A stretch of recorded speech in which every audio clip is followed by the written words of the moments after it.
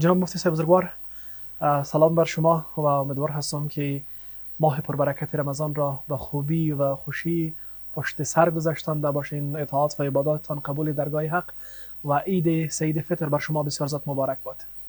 و علیکم السلام و رحمت الله و برکاته.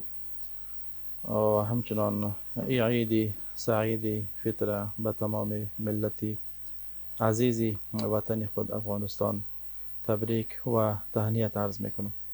بسیار سپاس جناب مفتی صاحب که آمدین در برنامه. مفتی صاحب، امسال عید و خوشی های عید ما را همسایه نااهل ما خرجدار ساخت و ایده از هموطنان عزیز یا در همه کشور عزیز ما گلم خوشحالی ها را در این عید خرجدار ساخته و واقعا گلم غم را برافراشته. میخوایم که در آغاز نظر شما را راجع به این موضوع داشته باشم. سلامت و موفق باشین. در این جای شکی نیست که یک حادثه ناگهانی المناک رخ داد و ما برای تمام اولیا و وارثین شهدایی که مظلومانه دی روزها قبل، چند روز خیلی نزدیک قبل از عید ما و شما به شهادت رسیدن، برایشان تبریک و تهنیت و همچنان خوشحالی های زیادی را خواهان هستم و تسلیت میگم برایشان. روزهایی را که اونها شاید دی روزها خستگی ها داشته باشن، پریشانی ها داشته باشن و چیزی را که تحفه برایشان ما پیش میکنم می است که اقبال صاحب میفرماید نشان مرد مؤمن با تو گویم، چون مرگ آید تبسم بر لب اوست. یعنی شخصیت هایی را که شاید و اولیایشان و شاید وارثینشان سرشان به او حدی حساب نمی کردند، اما جایگاه بزرگی را کمایی کردند و افتخار بزرگی به ملت و وطن و خانواده بخشیدند که الله ذوالجلال در شبهای قدر اونها را به جایگاه بزرگ شهادت نائل فرمود. بله جناب مفتی صاحب بزرگوار، در روزهای عید قرار داریم و عید روزهای خوشی ها هست، اما خوشی های ما خرجدار شد. با آن هم میخوایم که از شما راجع به عید بشنوم. عید چقدر فرصت عالی برای خوشحالی ها هست که ما امسال آن خوشحالی های ما کم رنگ هست.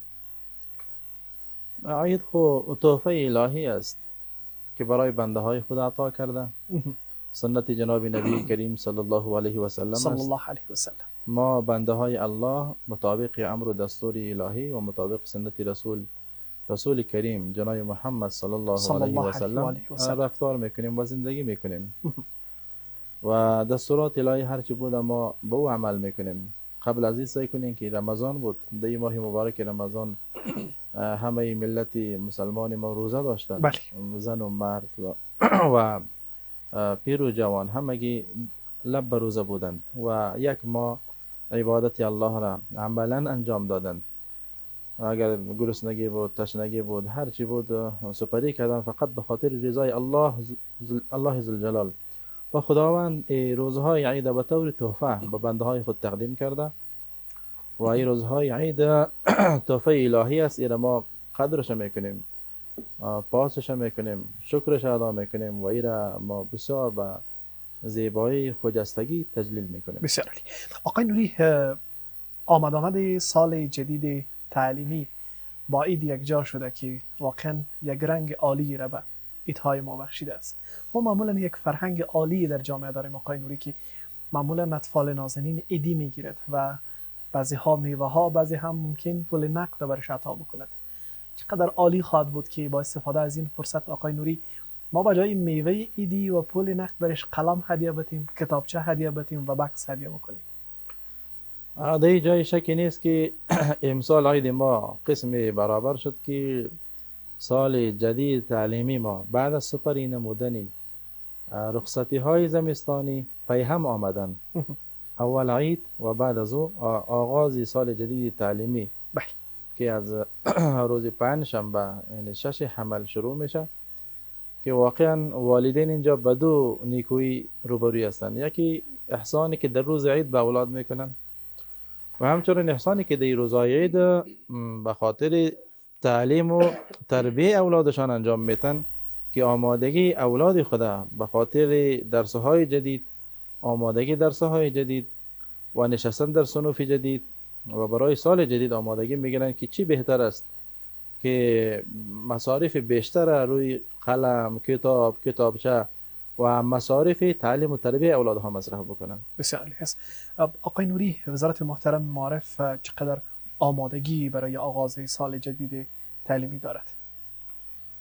وزارت معارف امارت اسلامی افغانستان مصمم است و با تصمیم جدی قاطعانه فعالیت خود را در بخش تعلیم و تربیه و در بخش ارتقای علمی اولاد سرزمین همیشه به مصرف داده و در این راستا گام های عالی را برداشته که در این شک نیست که ما تقریبا از یعنی تا عید نامده و ما از 20 روز قبل به این طرف، یک ماه قبل به این طرف فقط در فکر آمادگی آغاز سال جدید کار داریم و داریم کار میکنیم که بخش کتاب های اهل معارف، بخش درس و تعلیم اهل معارف، آماده سازی استادا پس بعد سال جدید و آماده سازی شاگردا برای سال جدید و پذیرش شاگرده های جدید شمولی که امسال شامل میشن، حتی شاگرده های مهاجری که از بیرون آمده اینا را چطور امسال در سال جدیدشان است مثلا در این سال چطور در مکاتب و مدارس اینا را جذب کنیم و در این راستا رهبری وزارت معارف جلسه های متعددی انجام دادن، روی از این غور کردن، فکر کردن، کارها همه مطابق معیار و اصول و لایحه امارت اسلامی و لایحه وزارت معارف مکمل روان است و الحمدلله بخی از این ناحیه ما اطمینان کامل به شما میتونم. بسیار عالی هست. آقای نوری، یاد کردین از متعلمین جدید الشمول و کسانی که از دیار مهاجرت برگشتن با آغوش مهربان وطن خویش، چقدر پررنگ بود پروسه ثبت نام برای سال جدید تعلیمی؟ حتما شما احوال از مکاتب و ثبت نام ها داشتید و چقدر احساس عالی این ثبت نام ها میداد؟ واقعیت ما از برادرای عزیز و وطندارای گرانقدر ما که از بیرون دیگر کشورها تشریف آوردند اظهار امتنان میکنیم. واقعا اولادهای تعلیم کرده و با استعدادی بودند، یا وقتی که امتحانات سویه از یا گرفته شد، تثبیت صنف به یا کرده شد و اینها در هر صنف رفتند نشستند، حتی در جایهایی که اگر به ساحای شهری نرسیده بودند یا ساحای تعلیمی نرسیده بودند در کمپ ها بودند، در اونجا هم برایشان ماحول درسی جور شد و در اونجا درس خود ادامه میتن و که میبینیم خیلی شاگرده های زیرک و خیلی شاگرده های ماشاءالله فهمیده و اینا همگیشان به صنف ها و مکاتب و مدارس جذب شدن و در این راستا اجنا و ان شاء الله کمی و کاستی باقی نمانده. بله. آقای نوری، زمانی که نام آقای نوری جناب قتاده نوری صاحب گرفته می شود، حتما از دوران انقلاب تا سالهایی که در امارت اسلامی در وزارت محترم معارف وظیفه اجرا کردن، یک چیزی به ذهن مخاطبین و هموطنان عزیز حتما خطور می کند از نوشته ها و دست نوشته ها و کلمات وزینشان هست. ما هم در برنامه امروزی خواهان هستیم که نوری صاحب از گلهای قلم شما باز هم گلی را برای هموطنان عزیز تقدیم بکنیم و بشنویم از شما درباره عید و سال جدید تعلیمی.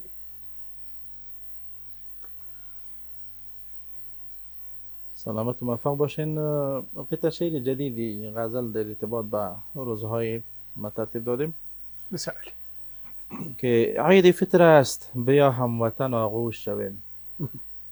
عید فطر است بیا هموطن آغوش شویم، کینه و کدرت و ناراضی فراموش شویم. بسیار در دبستان وطن سر بزنیم چون گلها، این گلستان وطن را همه گل پوش شویم. بسیار در میان من و تو هیچ نباشد حرفی، در میان من و تو هیچ نباشد حرفی، حرف دیروز در این روز فراموش شویم. بهر این میهن و این کلبه محزون وطن، بسیار بهر این میهن و این کلبه محزون وطن، نوشدارو بشویم و همه پرجوش شویم. بسیار بسیار بهر یک پارچگی وحدت و اصلاح رویم، بهر یک پارچگی و وحدت و اصلاح رویم، ما اطاعت ز یکی کرده و یک گوش شویم. بسیار بسیار شکر حق دان که آن رهبر فرزانه ما، شکر حق دان که آن رهبر فرزانه ما قطب عصر است، ز فرمان ویم خوش شویم. بسیار نوری در سایه زیبای امارت به خدا، حامل بیرق حق یکسره باهوش شویم. بسیار عالی هست. آقای نوری، با توجه به مفهوم این شعر بسیار عالی و غزل بسیار عالی شما، وحدت، همبستگی، لله الحمد پیام ما پربرکت رمضان بود. عید هم مظهر این اتفاق است که ما آغوش باز را به هموطنان عزیز باز میکنیم. این با آغوش کشیدن و این برادر گونه زندگی کردن چقدر مشت محکم بر دهن دشمنان این سرزمین خواهد بود. ما افغان ها در هیچ جای شکی نیست که در بهترین بقعه زمین زندگی میکنیم و به افتخار میکنیم. و الله ذوالجلال این سرزمین و این ملت بالایش فضل و احسان جداگانه ممتازانه نموده و وحدت، یک جهتی، یک پارچگی، این حرف اول ماده سرزمین ما بوده و باید باشه. اگر به تاریخ مراجعه بکنیم که این سرزمین ما تا امروز او آزادی و او خودمختاری و او جایگاهی را در میدان سیاسی، علمی، فرهنگی، تمدنی، ثقافتی داره، یگانه و یگانه دلیلش می بوده که بالای سرزمین دست اشغالگر هیچگاه وارد نشده و این ملت به طرف تسلیم نبرده. از او خاطر افغانستان وطنی که به تمام جهان مشهور است و معروف است و همه میدانند که افغان ها و این سرزمین افغانستان چه تو سرزمینی است و به نسبت اتحاد و اتفاق و یک جهتی است که ما همیشه در میادین علم و فرهنگ و تمدن و در میادین سیاست جایگاه خود کسب کردیم و کمایی کردیم و ملت عزیز ما باید این مورد دقیق متوجه باشند و از این آیه هیچگاه راه ندهند که کسی خلل وارد بکنه. و الله ذوالجلال هم همین را میفرماید که واعتصموا بحبل الله جمیعا ولا تفرقوا، شما بر اسمان خداوند همه یک جا چنگ بزنید و تفریقه نکنید. و دیگر جا میفرماید ولا تنازعوا فتفشلوا وتذهب ريحكم، شما با هم نزاع نکنید، باز کمزور میشوید، مغلوب میشوید و تذهب ريحكم و قوت شما از هم میپاشه. لحاظا یک جهتی، اتفاق و اتحاد رمز پیروزی همیشه بوده.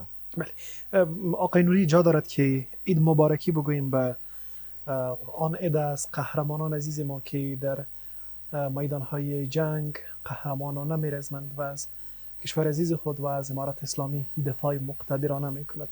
امروز شمایی که در سرحد هستید، دور از آغوش خانواده و تجلیل عید شما بسیار خجسته باد و ما افتخار میکنیم که شما را داریم و در فضای آرامی وقت میگذرانیم. آقای نوری، در کنار نیروهای امنیتی عزیز ما، همه کشور عزیز ما هست، نیروهای امنیتی و دفاعی ما بهترین فعالیت را برای حفظ جان و مال این هموطنان عزیز انجام میدهد. سنگرهای مکاتب ما چقدر باید در کنار سرحدهای نظامی ما مستحکم شود و این استحکام سرحدهای ما چقدر میتواند که مشت محکمی بر همسایگان نااهل یا هر دشمن اسلام و افغان وارد بکند. نوجوانای عزیز ما که مرزهای سرزمین حفاظت میکنن و در راستای حفاظت این سرزمین نه از مال خود و نه از جان خود دریغ کردن و سرشارانه و با افتخارانه در هر مرز بوم ایستاده هستند، خصوصا مرزهایی که اونجا گاه گاه مختل میشه. اینها به ما قابل قدر هستند و قابل تقدیر هستند و اینها ثابت کردند که اسلام دوست و وطن دوست هستند و اینها هستند که رسول کریم صلی الله علیه و سلم در ارتباط به اینها میفرماید که یک لحظه شب بیداری تو ای مرد مجاهد و ای مبارز سنگر و ای حافظ سرحد اسلام، یک ساعت پیرداری تو به خاطر حفاظت مرز اسلام بالاتر از عبادت سالها و سالهاست. و در شک نیست که اینها به نزد الله جایگاه خاص خود دارند و اینها ارزش بالا و برتری را دارند و ایتو جبهه و ایتو لشکر و ایتو جوانهایی که ما امروز در سرزمین خود داریم نه تنها افتخار برای ملت ما بلکه افتخار برای تمام جهان اسلام است و افتخار برای همه امت اسلامی است که با لباس سنت، با رنگ سنت، با پیروی شریعت، با اطاعت از یک امیر و به خاطر خدمت از این ملت و این سرزمین شب را شب نمیگویند، روز را روز نمیگویند، سختی را سختی نمیگویند و همگی فقط به خاطر رضای الله و اطاعت امیر و سربلندی اسلام مرزهای اسلامی را در سرزمین حفاظت میکنند. بله آقای نوری، خداوند در پناه خود این قهرمانان عزیز ما را که در سرحدات افغانستان مخصوصا در خط فرضی دیورند هستند خداوند حفظ بکند و همیشه موفق و کامگار باشد تا ما هم آرام زندگی بکنیم. آقای نوری، امروز بعد از برنامه حتما به طرف مسجد و ادای نماز عید سعید فطر خواهد رفتیم. برنامه بعدی که امروز برای روز عید نخستتان چی برنامه خواهد بود آقای نوری؟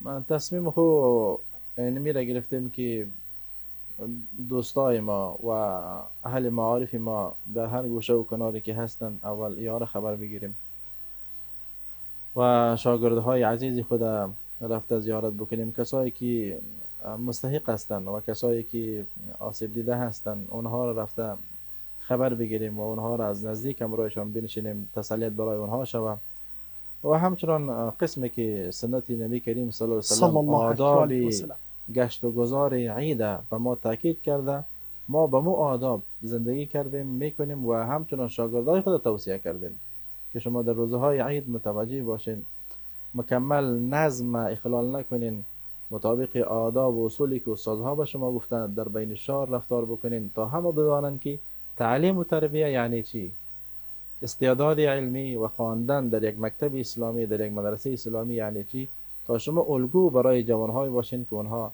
از درس و تعلیم کمی عقب ماندند. آقای نوری، ممنونتان که آمدین دعوت ما رو پذیرفتین، اما جا دارد که اگر امکان داشته باشه برای سال جدید تعلیمی پارچه غزل را که آماده ساختین اگر باشه بر ما به خوانش بگیرین تا عید را با سال جدید تعلیمی یک جا بکنیم و بیشتر لذت ببریم. سلامت و موفق باشین. آغاز سال 1405 می شود. آغاز سال 1405 می شود. این نسل ما به علم و عمل گنج می شود. بسیار ای نسل قهرمان وطن زودها شتاب، ای نسل قهرمان وطن زودها شتاب، با اهل علم و تربیه می شو تو هم رکاب. این سرزمین نیاز به تو دارد ای پسر، این سرزمین نیاز به تو دارد ای پسر، بهتر ز علم نیست دیگر بهترین ثمر. کشکول معرفت به خدا علم روشن است، کشکول معرفت به خدا علم روشن است، تعلیم افتخار به هر اهل میهن است. ای پیروان جامی و راضی روان شوید، ای پیروان جامی و راضی روان شوید، چون ابن سینا محترمی این جهان شوید. نعمان اهل فقه و قتیبه از آن حدیث، نعمان اهل فقه و قتیبه از آن حدیث، اندر تلاش علم بشو ای پسر حریص. امروز عصر علم و ترقی جهانیان، امروز عصر علم و ترقی جهانیان، باید رقیب گردی به اهل زمانیان. کوش ای پسر که چشم و چراغ وطن شوی، کوش ای پسر که چشم و چراغ وطن شوی، تو پیشوای دانش و هر انجمن شوی. نوری مقام علم و هنر بهترین بود، نوری مقام علم و هنر بهترین بود، دانا همیشه رهبری روی زمین بود. بسیار سپاس آقای نوری، واقعا پارچه شعر بسیار عالی بود که پیام بسیار عالی در خود گنجانیده بود. هموطنان عزیز، بهترین زیور برای شما و فرزندانتان علم و هنر هست و تلاش بکنید در راستای تقویت این نسل عالیتان شما کوشا باشید و اینها را ملبس به این هنر بسازید، تشویق بکنید تا تشنه کسب علم و دانش باشد و این چراغ را در قلبهایشان شما برافشانید تا با استفاده از این روشنی این افغانستان به ترقی و پیشرفت برسد. آقای نوری، ممنونتان که آمدین و دعوت ما را پذیرفتین. در این لحظه برنامه می‌خواهیم که پیام شما را به مثابه رئیس اطلاعات و آگاهی عامه وزارت محترم معارف و همچنان استاد معنوی همه فرزندان این سرزمین به هموطنان عزیز داشته باشم. توصیه ما به وطندارای عزیز ما و اهل میهن ما است که وزارت معارف امارت اسلامی افغانستان سعی و تلاش داره و میکوشه که فرد این سرزمین و چی اولادهایی که نیاز به تعلیم و تعلم دارن همه باید در جامعات، مکاتب، مدارس حاضر باشند و اینها را برای درس و تعلیم اولادها تقدیم بکنند و نسلی که در این سرزمین در یک فضای امن زندگی میکنه و هیچ نوع مشکلی برای درس و تعلیم ندارن باید آمادگی کامل برای درس و تعلیم داشته باشند و چی خوب که در این سال آغاز سال جدید همگی پدرها مکلفیت و وظیفه اصلی و معنوی خود اینمی را بدانند که اولا اولادهای خود باید آماده بکنند که در آغاز سال جدید تعلیمی همگی باید ثبت نام باشند، ثبت نام شده باشند و به مکاتب و مدارسشان باید بروند و ادامه درس خود بدهند. بسیار سپاس آقای نوری. یک بار دیگر هم عید بر شما مبارک باد و عید همه هموطنان عزیز خجسته باد.